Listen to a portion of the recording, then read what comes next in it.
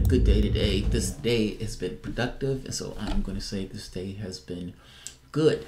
As you can see, the gentleman in the background, Julian Assange. Julian Assange has been a political prisoner. Yeah, I'm going to say political prisoner for the last...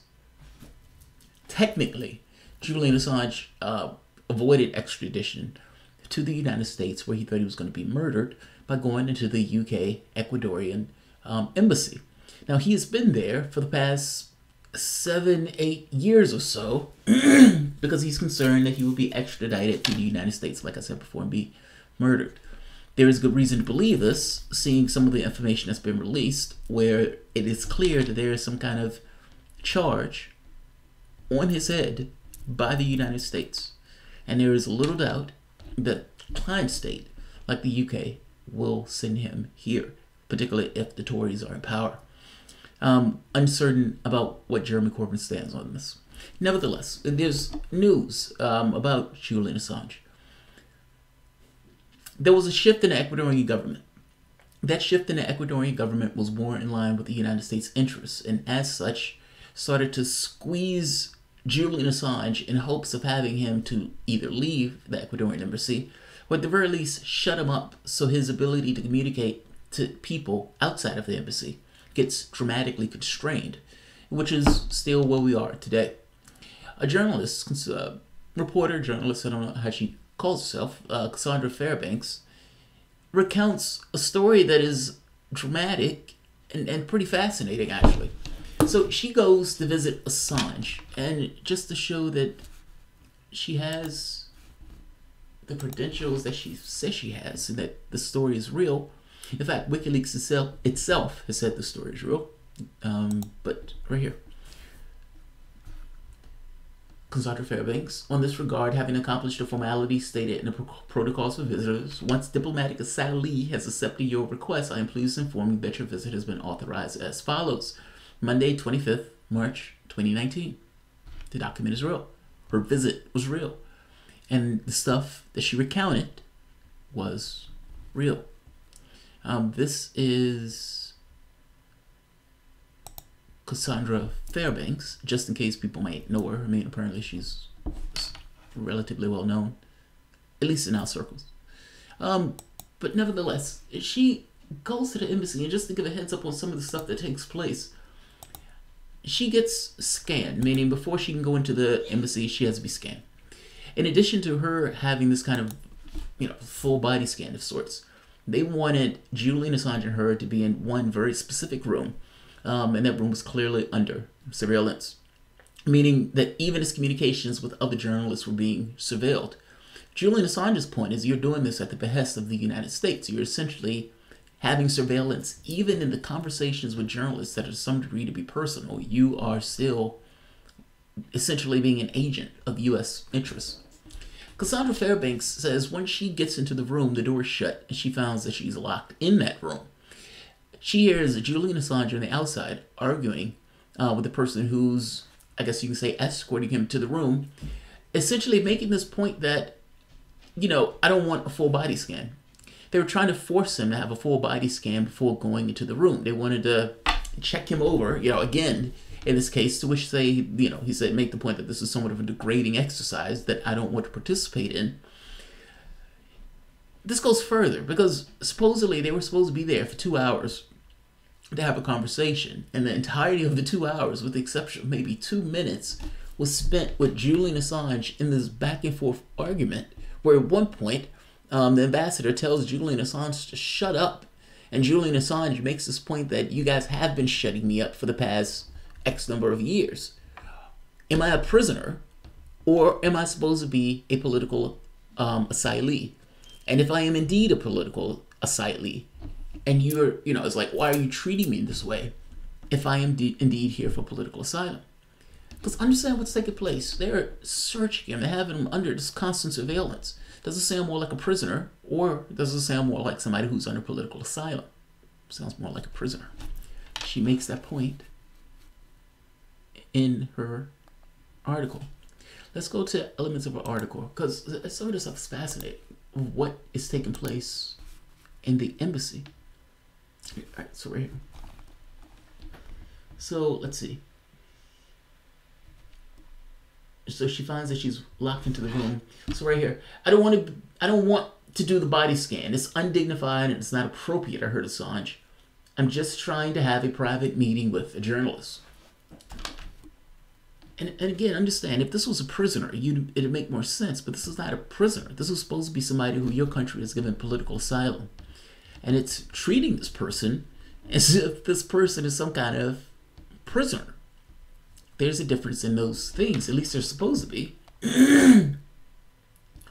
Not only would they not let Assange in to see me without a full body scan, they also forced his lawyer to be scanned before he could come to update me about the situation. Because essentially the lawyer came in and told her what was taking place. Essentially, look, give us a moment, we're trying to work this out, etc., etc. And got the point that they were trying to demand that Assange have a body scan.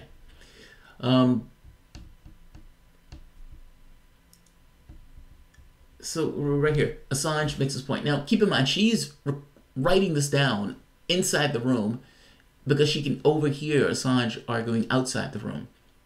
So it's like everything that she's recounting is essentially heard through the walls. What are you frightened of in relation to me meeting the journalist? What is the embassy afraid of? Assange asks. I can't hear the response. Whoever's talking to him is talking too low for her to hear what's taking place. Is this a prison? Assange asks. It's not, they replied. You know it's not. The visit to the publisher had in fact become eerily similar to the visits I've had with inmates in federal penitentiaries in the United States. Yes, it does. It sounds that way anyway. Assange, clearly agitated, demands to know, why are you surveilling me speaking to a United States journalist? Do you think it is unreasonable for me to expect privacy when I meet with a journalist? Why are you silent?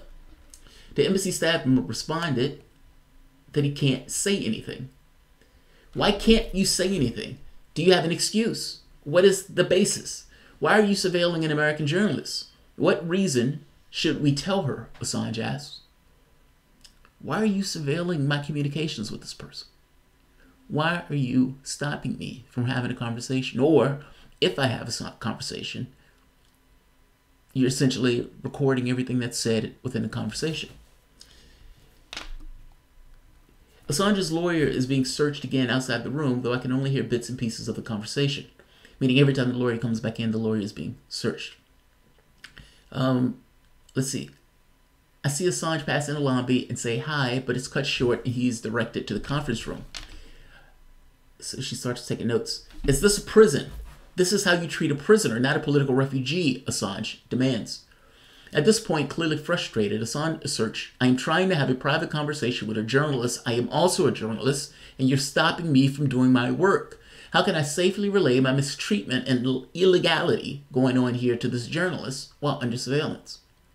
How can I tell this person what's taking place with me in an honest, discreet way if you're not allowing any level of discretion? You're preventing this journalist from meeting me in any other room, Assange says, but only part of the conversation is audible at this point as someone cleaning decided they needed to jingle keys and make a ton of noise. You have been illegally surveilling me, Assange sternly insists. This treatment would entirely make sense for somebody who was a prisoner. But keep in mind, Assange is not a prisoner. Assange is supposed to be in political asylum. There is supposed to be a difference in those things. So right here, after Assange insists they've been surveilling me, the ambassador, I want you to shut up, he says. I know you want me to shut up. The Ecuadorian president has already gagged me, Assange fired back. I am banned from producing journalism. And again, he is right.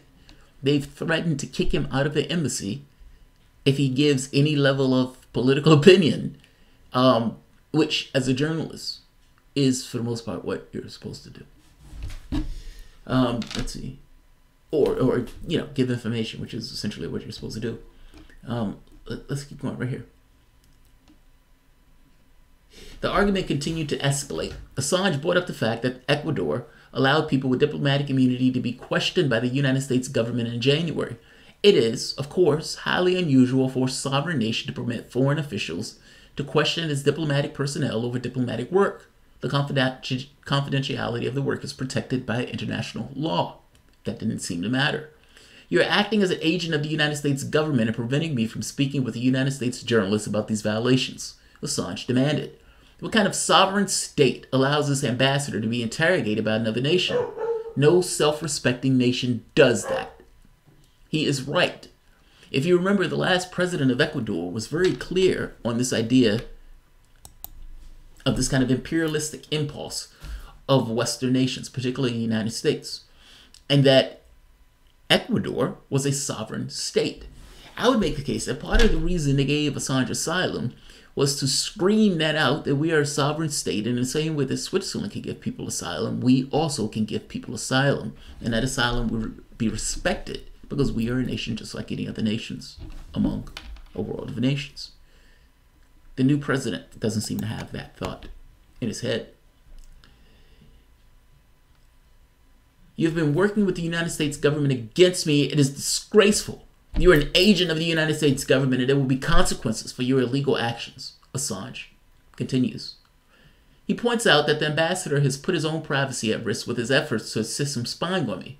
For many years, there had been white noise machines in the conference room to protect the ambassador and other officials during sensitive conversations. It has now been removed. The embassy's own equipment that was used to protect you was removed to help the United States spy on me. Ironically, if they still had the equipment in place, I would not be able to hear and write this conversation. Meaning, in their efforts to spy on Julian Assange, they have allowed this conversation to be made to light, meaning the events that took place in the embassy to be made to light. If they would have kept the white noise machine in place, it would have been impossible for her to hear all of this back and forth. I suspect to some degree Assange probably knew she was out there listening. Finally, Assange comes out. I'm able to give him a hug and speak with him briefly in the lobby. Unfortunately, there was only about 8 minutes left of our 2-hour scheduled time visit, and the time limit was being enforced. At 4:58, a member of the staff came over to inform us that if we want to talk, it must be done in the conference room, and we only have 2 minutes left. We stared at him blankly, then began to say our goodbyes, because that's the only time that was left. 2 hours. Essentially boiled down to 2 minutes. That said, interestingly enough, whatever Julian Assange needed to tell her, to some degree, there's a reality of it that was gotten across by not having the conversation with her, if that makes sense. It's like the inability to talk to somehow got across everything that you wanted to say. It sounds odd, but it is to some degree true. You can read more about the Stasi-style surveillance at the embassy in my article written in January. Here's up-to-date information on what is currently going on with WikiLeaks and Assange can be found here and here. And this is WikiLeaks itself. We have approached Julian Assange legal team to confirm the story. They have confirmed each factual element. Most up-to-date general context is here. Essentially saying that this story is true. The story is true. There's not much else to add to this. I mean, if you can say that Julian Assange is not a journalist and that he's something else, he's some kind of foreign, intelligence agency of something. Only thing Julian Assange has done was print factually true information. Everything that they've put out has been true. Mainstream media has gone for the last 3 years with a conspiracy theory. Everything Assange has put out is true. The fact of the matter is, if you're saying that he is somehow some kind of foreign agent because he's printing factually true information, which is for all intents and purposes a media service, then all media is on notice.